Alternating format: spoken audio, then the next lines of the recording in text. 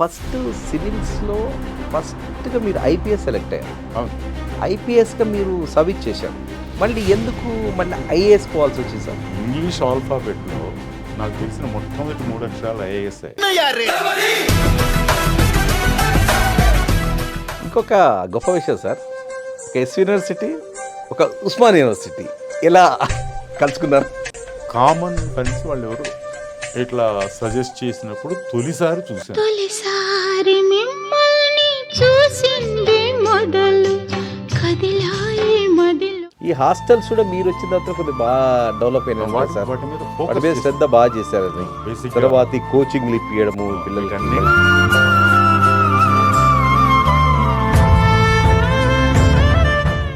మీ ఇంట్లో ఆల్మోస్ట్ ఒక 5-6 ఐఏఎస్ ఆఫీసర్లు. మరి పిల్లల్ని ఎందుకు సార్ నార్మల్గా ఐఏఎస్ డాక్టర్ కూడా డాక్టర్ కావాలని మీరు ఆ పెద్ద ఆసక్తి, అంటే పిల్లలకి ఇంట్రెస్ట్ లేకుండా మీకు మీరు వాళ్ళ ఓన్గా? బేసిక్గా వాళ్ళు మమ్మల్ని చూసి విసిగిపోయారు.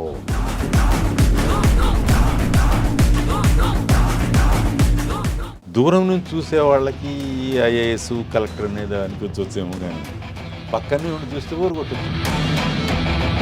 ఆంధ్రప్రదేశ్ ముఖ్యమంత్రి వారు నారా చంద్రబాబు నాయుడు గారు కూడా మీకు సూపర్ సీనియర్ రైతులు. సార్తో అలా ముఖాముఖిగా ఎప్పుడైనా జరిగిందా సార్ ఏమన్నా? బేసిక్గా ఎలక్షన్స్ దగ్గర పర్సనాలిటీస్ కూడా సేమ్ దగ్గరగా ఉంటాయి మీ. అమరావతికి sir, Amaravati is going to happen in this ఈ టర్మ్లో అయిపోతుంది సార్. తెలుగు ఒక క్యాపిటల్ అనేది అంత తొందరగా ఏది కాదు. అది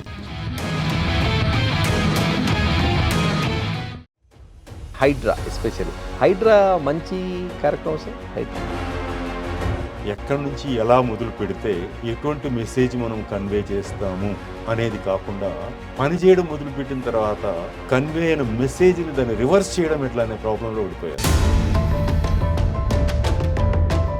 ప్రపంచ అందాల పోటీలు అవుతుంది సార్. దీని మీద ఒక చిన్న ఏదో సోషల్ మీడియాలో కొన్ని చెక్కర్లు, అంటే మనకు అందాల పోటీలు అవసరమా?